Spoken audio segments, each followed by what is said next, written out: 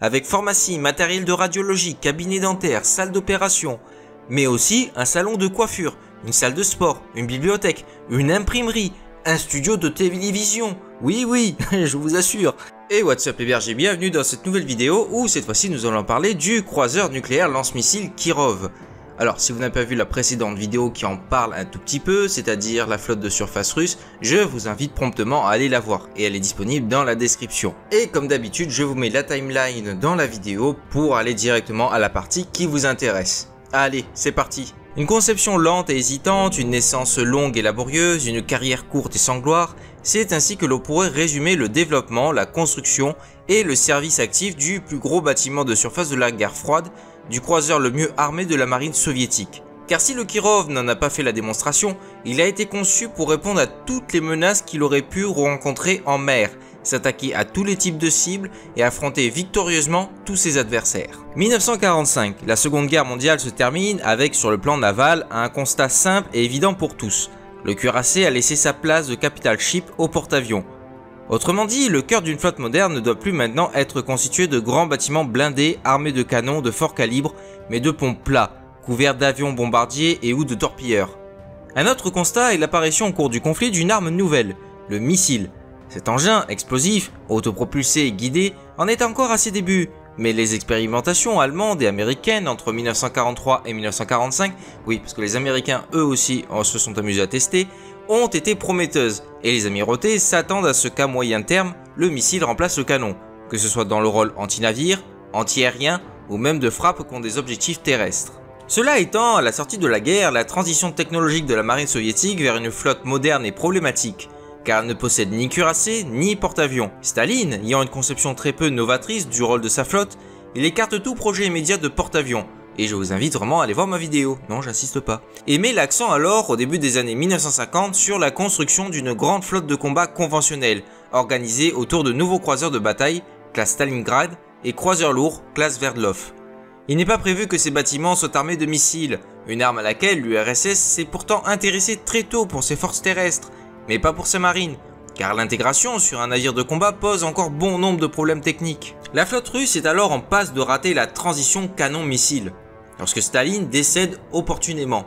Les chantiers des grands croiseurs sont alors stoppés et l'amiral Kuznetsov entreprend dès 1953 de les transformer sur cale en croiseurs lance-missiles. Mais en 1955, avec l'arrivée de Khrouchtchev au pouvoir, le programme est purement et simplement annulé, tandis que Kuznetsov cède son fauteuil à l'amiral Korkov. Ce dernier va révolutionner la stratégie navale soviétique en changeant les objectifs de la flotte et les moyens de les atteindre. Sur le papier, le missile doit ainsi faire son apparition dans l'arsenal de la marine pour contrer les escadres de l'OTAN en haute mer. Les soviétiques commencent modestement entre 1958 et 1960 par la mise en service de patrouilleurs Komor, puis Osa, armés de petits P-15 thermites, et des destroyers classe Kindlin et Kanin armés de P-1 Stalka, qui sont plus gros. Ces missiles sont dits de croisière, car leur rôle est alors surtout de frapper des sites terrestres.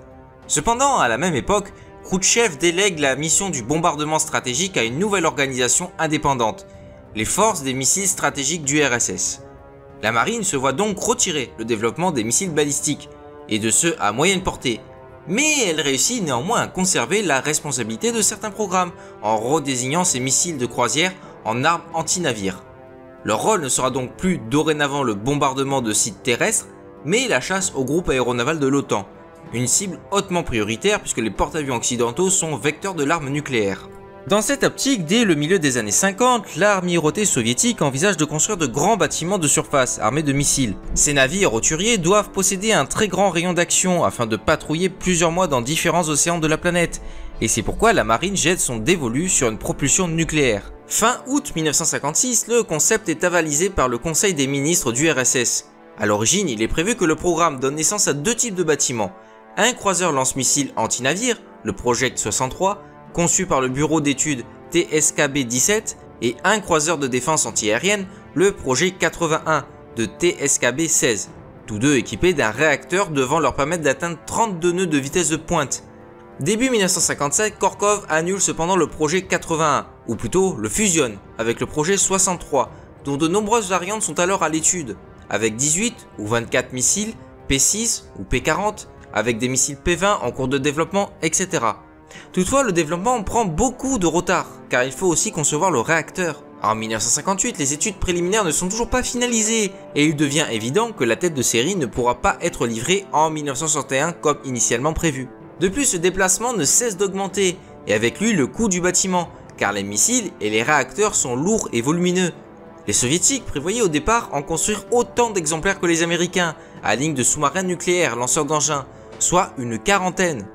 Or, ils s'aperçoivent rapidement qu'outre son prix, ce programme de croiseurs lance-missiles est devenu beaucoup trop ambitieux pour leur industrie navale, qui ne pourra pas tenir la cadence de production.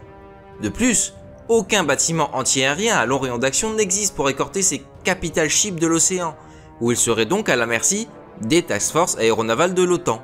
En mars 1959, le projet 63 est donc stoppé, puis officiellement abandonné. Ainsi, pour le grand croiseur moderne voulu par la marine, c'est l'impasse.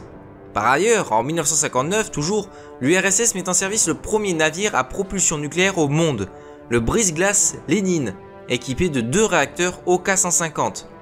2 ans après, l'US Navy réplique avec le croiseur USS Long Beach, premier bâtiment militaire de l'histoire à intégrer une propulsion nucléaire et un armement uniquement constitué de missiles. L'URSS doit alors rattraper son retard, mais la mise au point d'un missile anti-navire à longue portée pour de grands bâtiments s'avère beaucoup plus compliquée que prévu, et il faut alors attendre 1962 pour que le P-35 soit opérationnel.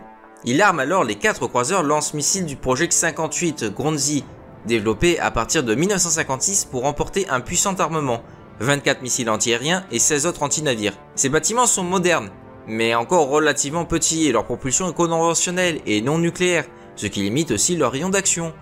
En octobre 1962, la crise des missiles de Cuba démontre que la flotte est encore incapable de mener une action outre-mer de grande ampleur. Aussitôt après, les programmes militaires soviétiques sont alors accélérés afin de combler le fossé technologique avec l'OTAN. Pour la marine, l'objectif est d'aligner rapidement autant de missiles que l'US Navy et de lancer, dès que possible, ces unités à travers le monde pour des croisières au long cours.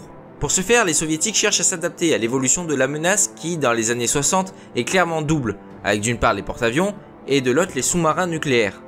Ces 2 menaces nécessitent des parades différentes, mais les Russes travaillent alors à un système de missiles universel, capable, sur le papier du moins, de frapper aussi bien des bâtiments de surface que des sous-marins en plongée ou même des avions en vol.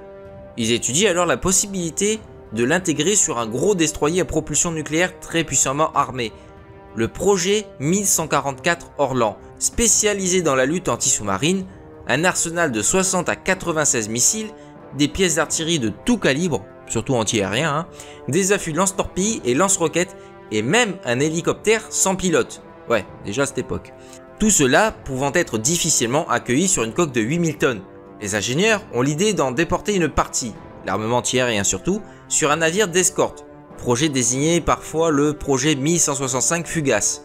Le gros destroyer, qui ressemble déjà plutôt à un croiseur, céderait ainsi sa place à un chasseur de sous-marins et à un escorteur anti-aérien, pouvant aussi participer à la traque des unités ennemies.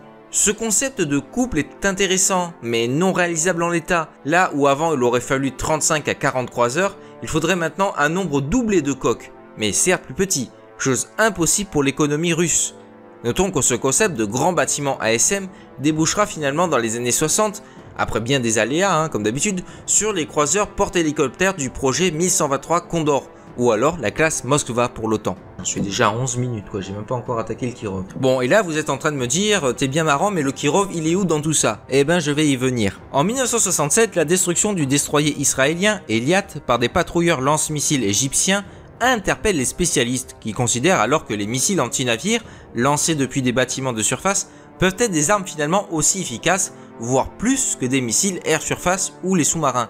Ainsi, alors que jusqu'à cette date la doctrine de la flotte rouge faisait de ces sous-marins nucléaires d'attaque des tueurs de porte-avions et de ces croiseurs des bâtiments de lutte anti-aériens ou anti-sous-marins, les soviétiques s'aperçoivent à la fin des années 60 de l'intérêt de posséder de grands bâtiments de surface ayant des capacités d'attaque anti-navires. Par ailleurs, en 1970, les gigantesques manœuvres navales Océan 70, 31 exercices tactiques et d'état-major donnant lieu à 1 millier d'exercices de combat de toute la flotte, révèlent aussi la nécessité de former des groupes anti-sous-marins, plus adaptés que ceux que les soviétiques alignent alors, et de posséder des unités capables d'assurer en haute mer le commandement et la direction des opérations complexes. Or, pour tout cela, le projet 1144 Orlan s'avère plutôt bien adapté. L'étude de son profil n'a d'ailleurs jamais été abandonnée et en 1969, il est désigné comme un grand bâtiment de lutte anti-sous-marine. L'année suivante, il est alors requalifié croiseur anti-sous-marin à propulsion nucléaire. À la même date, son ex-partenaire escorteur du projet 1165 Fugace a été écarté après des dessins préliminaires qui en faisaient un croiseur à propulsion nucléaire capable d'emporter 32 à 45 missiles anti-navires Granit et un nombre indéterminé de missiles anti-aériens S-300F, soit un croiseur si grand qu'il aurait certainement dépassé en poids le projet 1144. En août 1971, l'amirauté soviétique décide finalement de fusionner les deux programmes en un seul projet 1144.1, le point 1 est important et je rigole pas, Orlan, qui prendra sa dénomination finale de croiseur lourd lance-missile à propulsion nucléaire en 1977. Alléluia, nous y sommes. Le projet doit donner naissance au bâtiment de surface le mieux équipé de toute la flotte rouge, et probablement le mieux armé du monde accessoirement. Il est prévu qu'il embarque à peu près tout ce qui existe comme senseurs et systèmes d'armes modernes, conçus pour la marine soviétique ces dernières années, ce afin de pouvoir effectuer 3 types de missions. La première, trouver et affronter les porte-avions occidentaux et leurs escortes. La deuxième, rechercher, suivre et détruire les CNLE de l'OTAN. Et enfin, procurer au reste de la flotte une protection anti-aérienne et anti-missile de zone. Le résultat est donc un très grand navire polyvalent, puissamment armé et équipé, ce qui a pour principale conséquence une augmentation impressionnante de son déplacement, qui dépasse ainsi d'environ 8000 tonnes à l'origine à plus de 24 000 tonnes. Le développement est confié au bureau d'études Severion qui livre ses plans en 1973. Comme nous le verrons plus loin, les soviétiques font le choix pour la classe Kirov de placer les missiles anti-navires et anti-aériens dans des silos à lancement vertical, plus simple d'emploi, plus rapide à mettre en œuvre et agencé dans le gaillard d'avant et non plus au-dessus. Cela impose une coque large, très large même, 28,5 mètres à comparer aux 17 mètres du Cresta 3 et un déplacement hors norme de 28 000 tonnes en ordre de combat, ce qui explique entre autres choses pourquoi les soviétiques étudient très tôt la faisabilité d'une propulsion nucléaire. Les lignes de classe Kirov sont caractéristiques avec une plage avant particulièrement allongée et très haute en superstructure. Avec ses 250 mètres de long, ses 28,5 mètres de large, le Kirov possède des mensurations inférieures à celles du cuirassé américain Iowa par exemple. Mais il reste le plus grand navire de combat construit après la Seconde Guerre mondiale, bon évidemment porte-avions excepté. L'intérieur du Kirov compte 20 km de coursives, 1600 pièces réparties sur 5 ponts et dans 16 compartiments principaux. Les quartiers d'habitation de l'équipage, marins et contremaîtres sont situés dans la partie arrière, dans 90 dortoirs, pour 8 à 30 personnes, équipés de douchettes sur 2 ou 3 niveaux. Les officiers et sous-officiers sont logés dans 140 cabines, simples ou doubles, à l'avant du navire. Tous ces espaces de vie sont équipés de systèmes de climatisation. L'une des plus grandes pièces du navire est le carré des officiers, situé dans la partie centrale, sous le pont inférieur, et meublé d'un piano, d'un billard et d'une table de ping-pong. Des installations sanitaires modernes apportent un certain confort aux hommes de bord. 30 douches, 2 saunas, une piscine de 12 mètres carrés et un bloc médical sur 2 niveaux, avec pharmacie, matériel de radiologie, cabinet dentaire, salle d'opération, mais aussi un salon de coiffure, une salle de sport, une bibliothèque, une imprimerie, un studio de télévision. Oui, je vous assure. Mais il n'en faut pas moins, car l'équipage est constitué de 760 membres dont 120 officiers. Bon, après il s'agit d'un bâtiment de combat, c'est pas la croisière s'amuse. Donc contre les explosions de torpilles, la coque comprend un double fond sur toute sa longueur, mais elle ne possède pas de blindage intégral ou de type citadelle, comme ce qui se fait sur le cuirassé de la première moitié du XXe siècle. Oui, vous savez ce qu'il y a dans World of Warship quand vous prenez une citadelle.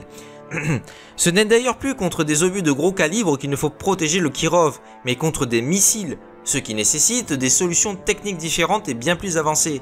Le navire ne possède donc pas de ceinture blindée à proprement parler, même si une bande d'acier de 3,5 mètres de haut protège ses flancs au niveau de la ligne de flottaison. Ne pouvant blinder toute la coque pour ne pas augmenter encore le devis de masse, le schéma choisi vise à protéger uniquement les soutes à munitions, les postes de combat et la propulsion. Pour gagner en poids, les superstructures sont réalisées en alliage d'aluminium et de magnésium, des matériaux bien plus légers que l'acier, mais aussi plus inflammables. Les lignes et lancers du Kirov, alliés à son fort déplacement et à son impressionnant armement, expliquent pourquoi le bâtiment sera souvent classifié comme croiseur de bataille par les marines occidentales. La plage avant est entièrement dédiée aux principaux systèmes d'armes, puisqu'ils y sont installés les systèmes de lancement verticaux des missiles anti-navires, anti-aériens et anti-sous-marins. Viennent ensuite les superstructures avant, constituées d'un volumineux bloc passerelle s'appuyant sur la cheminée, haute et massive, qui sert aussi de support à de nombreuses antennes et de récepteurs. Les superstructures arrière, plus basses, accueillent un grand nombre d'autres antennes radar, tandis que la plage arrière est principalement dédiée aux ponts d'envol pour hélicoptères surmontant les hangars, et aussi d'un système de sonar remorqué en poupe. La survivabilité du croiseur et la sécurité du personnel ont fait l'objet d'importants efforts de la part des ingénieurs. En cas d'incendie, les soutes à munitions peuvent être aussi noyées. Un système de protection nucléaire et chimique assure l'étanchéité complète des locaux pendant une durée de 3 heures, grâce à des filtres à air et un système d'aspiration des superstructures et autres ponts. D'autre part, les stocks d'eau douce du navire peuvent être reconstitués grâce à une usine de dessalement de l'eau de mer, je sais pas si vous vous rendez compte quand même. Enfin, 44 radeaux gonflables de 10 places constituent les principaux moyens de sauvetage. Les retards dans la conception et la construction du bâtiment s'expliquent en grande partie par le développement laborieux de la tranche nucléaire qu'il doit intégrer. En effet, les ingénieurs s'aperçoivent que les 2 réacteurs des premiers sous-marins nucléaires d'attaque soviétiques sont trop peu puissants pour les besoins du croiseur, tandis que les 3 réacteurs OK-150 du brise-glace Lénine ne rentrent tout simplement pas dans la coque du Kirov. Leur masse est aussi trop importante. Les soviétiques conçoivent donc un nouveau type de réacteur, le KN3, dont une paire doit être installée sur chaque exemplaire de la classe et produire 300 MW de puissance, équivalent à la consommation électrique d'une ville de 100 000 habitants, pendant 10 à 11 ans, afin d'alimenter 2 turbines à vapeur et faire tourner 2 hélices. Pour des raisons de sécurité et de redondance des systèmes, l'amirauté insiste cependant pour qu'une propulsion auxiliaire puisse prendre le relais en cas de panne des réacteurs. Les ingénieurs ajoutent alors 2 chaudières conventionnelles au mazout, capables de produire 89 MW et d'entraîner les 2 turbines du navire. Ce système propulsif, encore maintenant unique à la classe de Kirov, sera désigné Kona par l'OTAN. Grâce à ces réacteurs, le Kirov peut atteindre 31 nœuds. Les chaudières auxiliaires permettent elles une vitesse de seulement 17 nœuds pour 1000 nautiques. Et l'autonomie du bâtiment, ou plutôt enfin de l'équipage, est de 60 jours de mer. Les capacités de lutte anti-sous-marine du Kirov reposent principalement par de puissants systèmes sonars automatisés coordonnant un sonar MG342 installé dans la bulbe d'étrave et un sonar remorqué basse fréquence. Le Polynôme, le fameux système de sonar automatisé, peut détecter les sous-marins, les torpilles en approche ainsi que les navires de surface. Il effectue un suivi automatique des cibles, détermine leurs coordonnées, leurs mouvements et classifie chaque cible automatiquement. Sous-marins, torpilles, navires de surface, fausses cibles, etc. Le système peut détecter un sous-marin jusqu'à 50 km, une torpille ou une mine jusqu'à 5 km. Le Polynôme transmet ces données de détection et de suivi aux différents systèmes d'armes du bâtiment, mais peut aussi les communiquer à d'autres navires ou sous-marins amis présents dans la zone. Le Polynôme alimente ainsi en données le système de contrôle de tir Pourja 1144, des lance-roquettes anti-sous-marines. Copié sur le lance-bombe ASM Eldod de la Seconde Guerre mondiale, le RBU date des années 60, mais il fait toujours montre d'une grande efficacité et il équipe quasiment tous les grands bâtiments de la flotte combinée du pacte de Varsovie. Le RBU 1000 est constitué de 6 tubes de 300 mm, lançant au coup par coup ou en salve des roquettes RSL-10, entre 100 et 1000 mètres de distance. Après avoir touché l'eau, ces projectiles s'enfoncent sous la surface et n'explosent qu'au contact, entre 10 et 450 mètres de profondeur. L'explosion sous-marine a un effet destructeur sur un rayon de 100 mètres. Le lanceur est rechargé par un système automatique prélevant les projectiles d'un magasin situé sous le pont. Le RBU 6000 fonctionne sur le même principe, mais ses 12 tubes possèdent un calibre de 213 mm et ses projectiles, RSL-60, ont une portée maximale de 6000 mètres. Le temps de réaction entre le moment où le sous-marin est détecté et le début du tir est de seulement 1 à 2 minutes.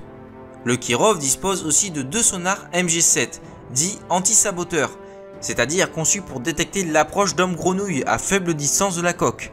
Ces sonars spécialisés sont associés à 2 affûts lance-grenades légers, MRG1, constitués chacun de 7 tubes de 55 mm, qui peuvent lancer jusqu'à 500 mètres de distance une salve de mini-charge de profondeur. Explosant entre 15 et 30 mètres de profondeur, ces grenades déplacent chacune 30 mètres cubes d'eau, créant ainsi des hautes pressions auxquelles aucun plongeur ne peut survivre.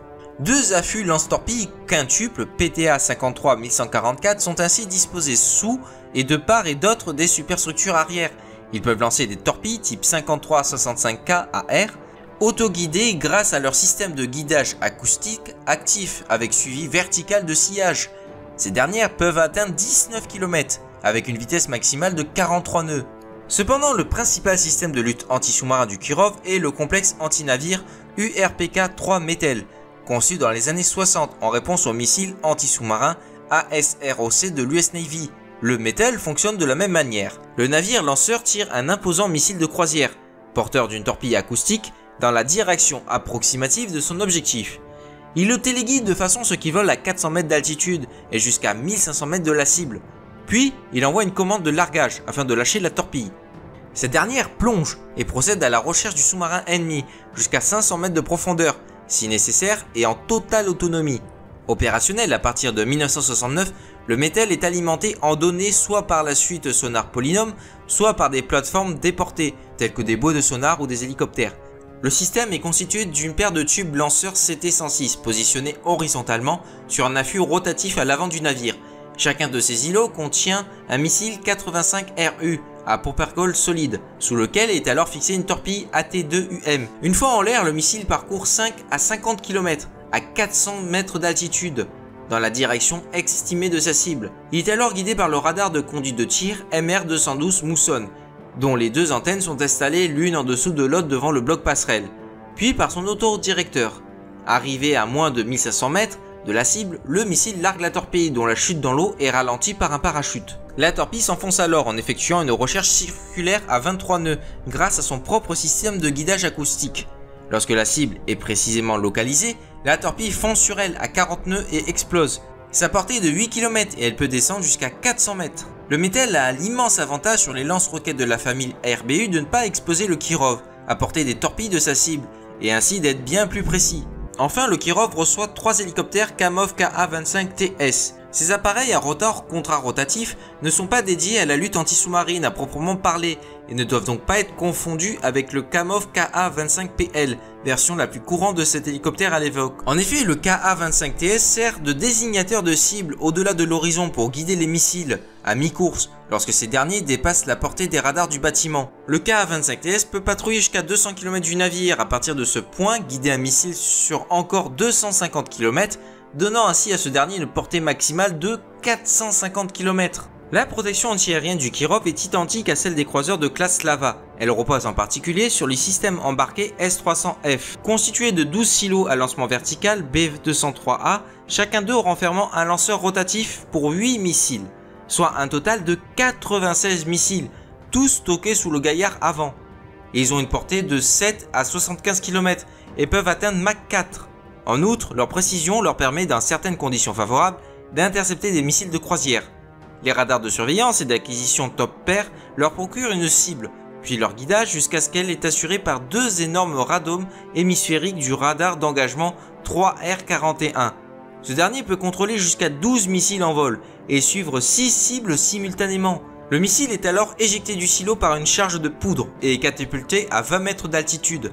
Là, son moteur principal s'allume et il prend la direction de sa cible. Le S-300F est le premier système lance-missile embarqué au monde à utiliser une unité VLS pour le stockage et le lancement de ses missiles. Le VLS a le gros avantage de permettre l'augmentation de la cadence de tir et la réduction du temps de préparation des missiles avant leur lancement. Le Kirov est aussi armé du système lance-missile moyenne portée KK-33 OSA-M, version navalisée d'un système terrestre avec lequel il a peu de différence. Le croiseur possède ainsi 2 affûts lanceurs doubles qui ont la particularité d'être rétractables. Disposés de part et d'autre du navire, au pied du bloc passerelle, ils lancent des missiles 9 M33, 40 exemplaires en stock, guidés jusqu'à leur cible par les 2 radars monopulse. Une fois tiré, le missile peut atteindre 15 à 20 km à 2160 km/h et jusqu'à une altitude de 4 km. C'est donc un armement antiaérien d'appoint pour le Kirov qui compte surtout sur le S-300F pour neutraliser les ennemis bien plus en amont.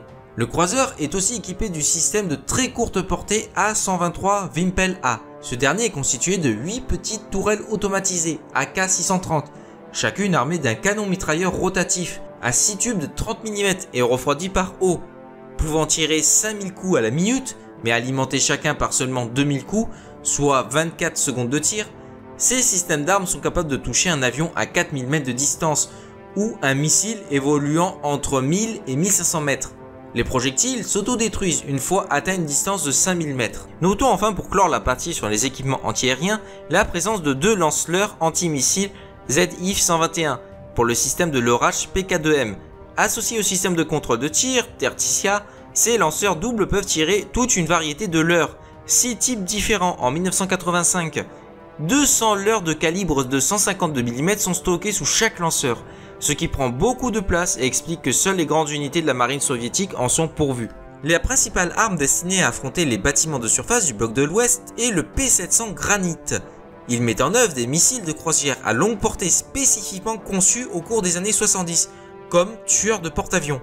Le Kirov en emporte 20, ce qui constitue à l'époque la batterie de missiles anti-navires la plus puissante au monde. Ils sont stockés sous le gaillard avant, entre le bloc passerelle et les missiles antiaériens S-300F. Avant son injection, le silo est inondé d'eau de mer afin de compenser la brutale hausse de la température provoquée par la mise à feu du propulseur d'appoint, une charge à propergol solide installée à base du missile. Une fois le P-700 en l'air, cet accélérateur se détache et le turboréacteur s'allume pour prendre le relais.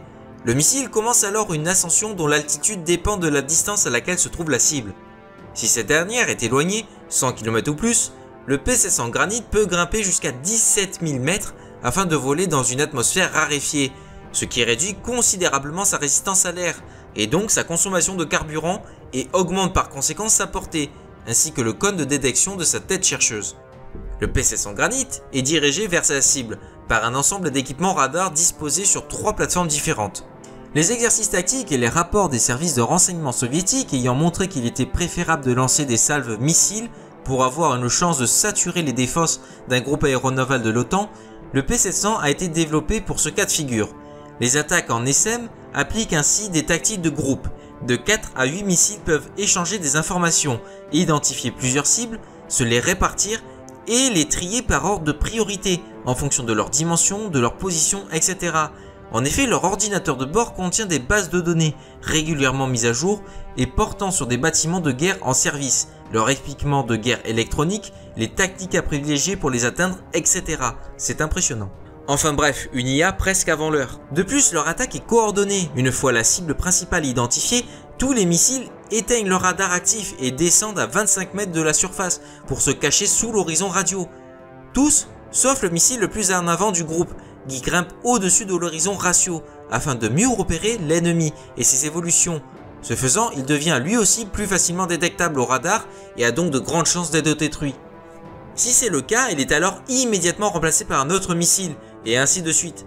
L'attaque contre une escadre est aussi calculée de façon à ce que les cibles secondaires ne soient attaquées qu'après les cibles prioritaires, et de manière à ce qu'un bâtiment ne soit pas frappé par plus de missiles que le nombre estimé nécessaire à sa destruction. Enfin, le P-700 Granit peut être équipé soit d'une charge explosive classique, soit d'une ogive nucléaire de 50 kilotonnes. Alors dite tactique, cette ogive renferme tout de même plus de 2 fois la puissance de la bombe A lancée sur Nagasaki quand même. De son explosion résulterait une boule de feu de 160 mètres de diamètre dans un rayon d'1 kilomètre. Pratiquement tout ce qui se trouverait à la surface serait détruit et dans un rayon de 3 km, le souffle serait encore suffisant pour endommager gravement ou même couler les navires qui se trouveraient dans une zone et irradier aussi irrémédiablement le personnel. Cette arme absolue contre les escadres de l'OTAN est embarquée en quelques exemplaires à bord de chacun des bâtiments de la classe Kirov. Malgré sa modernité revendiquée, la classe ne fait pas la passe sur la traditionnelle tourelle d'artillerie pour répondre à un besoin d'autoprotection antiaérienne rapprochée contre avions et missiles, procéder à des tirs de semonce et effectuer des frappes contre des objectifs légers, navals ou terrestres.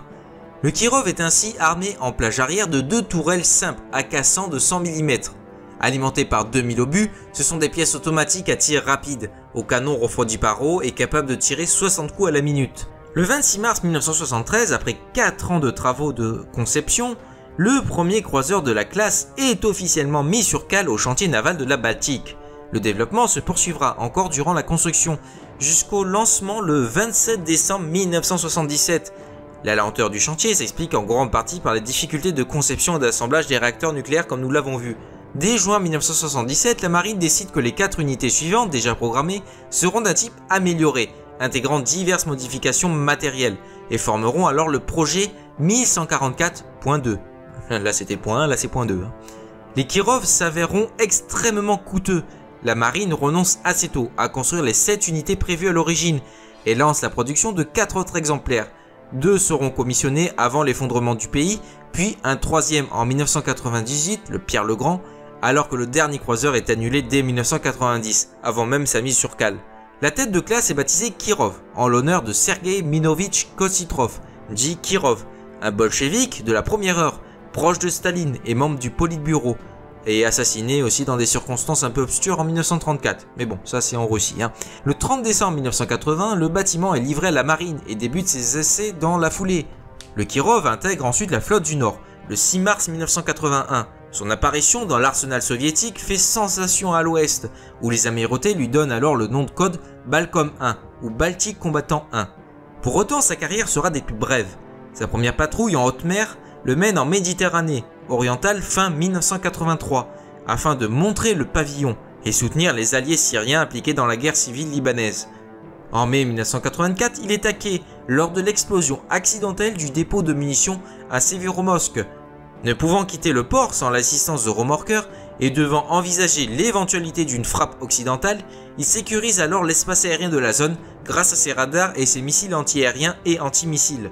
En octobre 1986, il est envoyé au secours du sous-marin K-219 en perdition dans l'Atlantique. Malgré une course folle à 26 nœuds 6 jours durant, il arrive trop tard pour sauver le CNLE, mais sa seule présence fait fuir toutes les unités de l'OTAN qui se pressaient dans le secteur. En avril 1989, il récupère 27 survivants du sous-marin K-278.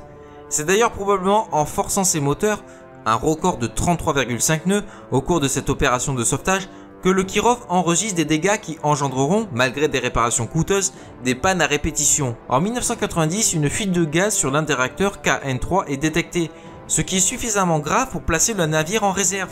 Mais l'URSS n'ayant pas les moyens financiers de procéder à sa réparation, de fait le Kirov ne retournera plus jamais en mer. Rebaptisé Amiral Ouchakov en 1992, il est envoyé à Severodinsk en 1990 pour un chantier de modernisation qui dure de 2000 à 2001. Mais qui est ensuite arrêté sans avoir été terminé. En 2004, le bâtiment retrouve son nom premier, de Kirov, mais la marine russe ne sait qu'en faire. Elle pense alors le cannibaliser au profit des autres unités de la classe, puis le ferrailler. Cependant, en 2011, le gouvernement déclare vouloir le moderniser complètement pour une remise en service au plus tard en 2020. Les travaux n'ayant jamais été entrepris, c'est donc sans surprise qu'en 2019 que la Russie fait savoir que le Kirov et son sister ship, l'amiral Lazarev, ou l'ex-Frunze qui a été déjà aussi retiré du service en 1999, seront démantelés à partir de 2021. A contrario, les ex-Kalinin et Yuri Andropov sont toujours intégrés à la marine russe, le premier des deux étant en cours de modernisation depuis 2014, pour une remise en service prévue pour 2022. Et voilà les bergers, c'est la fin de cette vidéo. J'espère qu'elle vous aura plu. Si le sujet vous intéresse, je prévois de faire une autre vidéo, cette fois-ci sur la modernisation de la classe Kirov. Parce que oui, là aussi, ça demande beaucoup de temps et de recherche. Donc je peux pas tout mettre dans une vidéo. Si vous avez aimé la vidéo, n'hésitez pas à vous abonner. Vous êtes de plus en plus nombreux à venir et ça nous ferait extrêmement plaisir que vous abonniez et laissez un gros pouce bleu. Et sur ce, je vous dis à ciao, bonsoir.